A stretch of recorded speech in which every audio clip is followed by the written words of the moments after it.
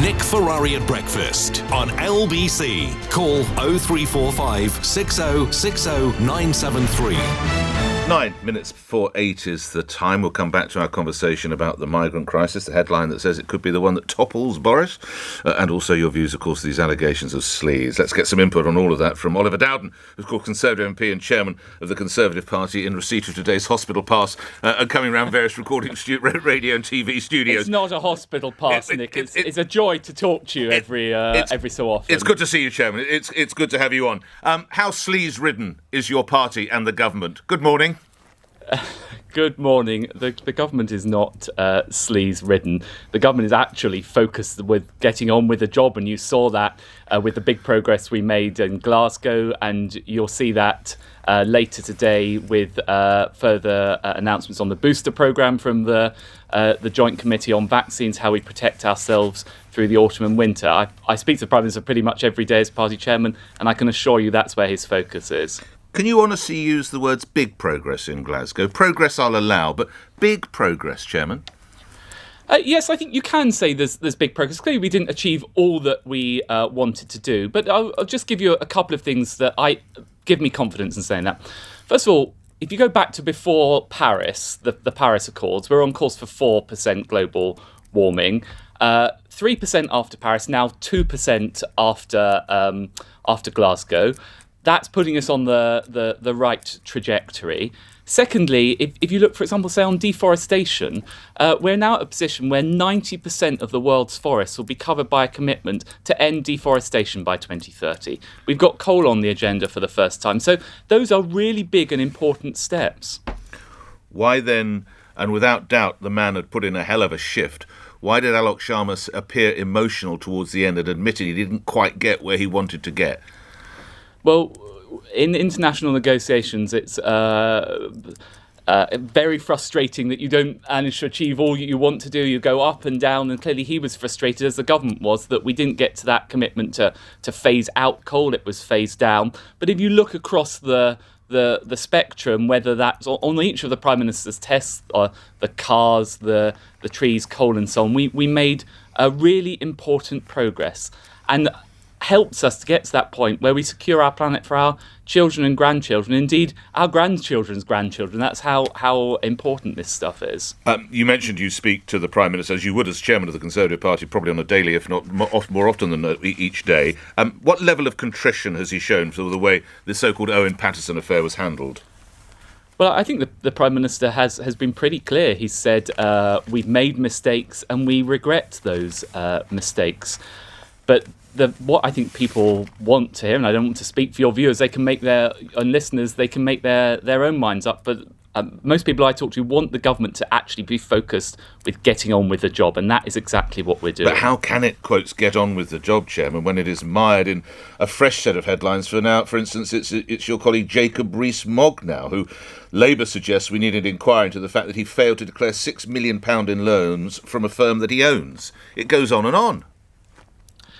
Well, Nick, you know this with the way these news cycles work. That once there is a big story like there was over Owen Paterson, newspapers try and follow it up with lots of different other angles. Of course, all of those things will be looked at by the Parliamentary Commissioner for Standards, and appropriate action will be taken if necessary. But my big focus and the government's big focus is we're not being distracted by all these noises off. We want to make sure we actually get on with doing the jobs and delivering for improvements. I hear you on that, Chairman. But if you didn't have some of your colleagues making nearly £6 million a week for a second job since 2009, and another senior colleague reportedly failing to declare £6 million in loans, the so-called news cycle would have nothing to feed it, would it, Chairman? Well, all of those allegations will be looked into. I'm afraid I don't have the details of every. I would rather query whether someone made £6 million a week. I think that was. Did I say a week? I do apologise. Yes, you said week. I do apologise. I hadn't heard that one, Nick. No, then I want to sign up for that. I do apologise. That's from his second job since 2009. So it's a number of years, but of course that is now needs to be investigated, doesn't it? Well, again, I don't know all the details, but I believe that relates to dividends, and I'm sure Jacob will have declared those properly, and if there's been any shortcomings, that would be for the Parliamentary Commissioner for Standards. Can we move to the migrant crisis, which your colleague, Home Secretary Priti Patel, is going to be involved in conversations with her French counterpart and others? This seems, at the moment, tragically, to be a problem without a solution. You'll be aware that it is reported some souls actually lost their lives trying to get across the English Channel last week. Can you divine a solution? Well, the solution lies in doing lots of different things. So one is continuing to work with the French authorities to stop people crossing. One of the big things we're doing is with our new immigration bill, and that will actually reduce incentives for people to come across. Just take two examples. Very, very tough sentences now for anyone involved in people smuggling, because remember, it's the criminal gang bosses who are the big beneficiaries of this. But then secondly, because people are going from one safe country, France, to another safe country, the UK, removing the automatic right to asylum. So we're tackling both the pull factors, which is the immigration system, and actually stopping people from being able to cross. What level of cooperation are we enjoying from the French? We continue to work closely with our French counterparts. You know what it's like dealing with the French. You get some things, you don't get other things. I think we both realise it's in neither country's interest to have this very dangerous crossing. Could they be more across helpful? The short strait? Well, they can always be more helpful, and that's why we continue to have discussions with them. Okay. Other stories, the plans to build a new high-speed rail line from Manchester to Leeds have been shelved in favour of cheaper projects in the North and Midlands, so one paper reports. Is that true, Chairman?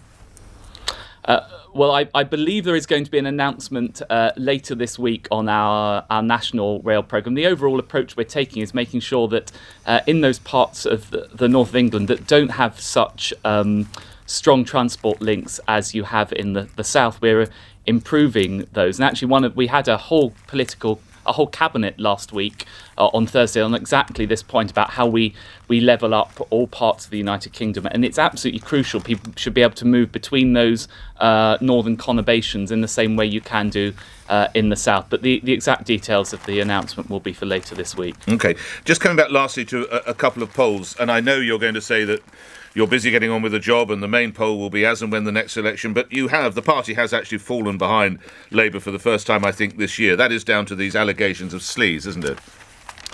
Well, I don't actually know what drives individual polls. I think we've had this conversation a couple of months ago, Nick, and I'm afraid I have to say the same thing, because it is true that I certainly remember in the 2010 to 15 Parliament, I think at one point there was an enormous poll gap, at least in double figures. What people judged in 2015 and indeed in subsequent elections is that when you have the choice, they see a Conservative Party that is improving people's living standards. We've got great record job opportunities. We've got wage growth. Those are the things that actually, when the pencil hovers over which box to tick, it's a government that is delivering on those things that wins the right to serve again. Will the Prime Minister deliver an apology for the way the Owen Paterson and other matters have been handled? Well, I think the Prime Minister has already said that he's made mistakes. That's an admission, isn't it? That's an admission. That's not an apology. I suppose the admission is he's admitted mistakes, and he has expressed regrets. Of course, I think things could certainly have been handled better. Let me put it that way by me. We still haven't heard. Sorry seems to be the hardest word for the Prime Minister. Well, he said that he regrets it. I think we're in danger of arguing on a pinhead on all of this. It's clear that we got things wrong. We've made that clear. He's made that clear. And actually, you'll see in the motion that's being considered by Parliament late this evening that we are now accepting the committee's report, and I'm sure that will be approved. Last couple of things. I appreciate this is a little out of your brief. Can you give us any update on the events in Liverpool? I know that there's an ongoing police operation. Is it now classed as terror? Can you give us any information on that, Oliver Dowden? Yes, well, I believe there have been 3 arrests under counter-terror legislation. So on that basis, it is being treated in that way. And clearly, my thoughts and prayers and those of the government are with those affected by this dreadful attack. And lastly, it wasn't that long ago that you enjoyed the brief, of course, of being in charge of culture, media and sports. You will know that England are just a point away from qualifying into Qatar. The game takes place tonight in San Marino, and you'll be wishing, of course, them on. But the footballers will then discuss how to publicly protest against Qatar's distressing human rights record. What form do you think that protest should take, presuming England does get across the line?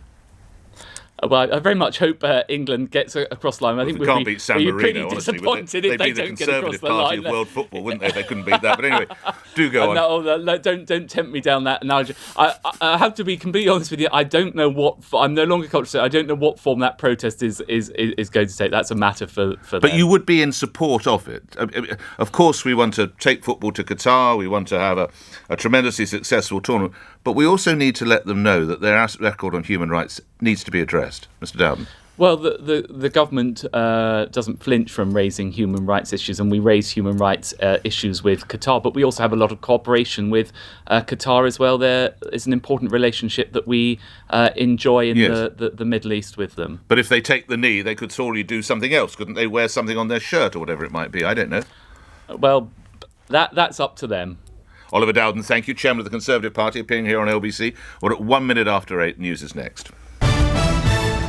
On your radio, on Global Player, and Play LBC. leading Britain's conversation. This is LBC. From Global's newsroom at 8 o'clock, 3 men have been arrested under the Terrorism Act after a taxi exploded outside a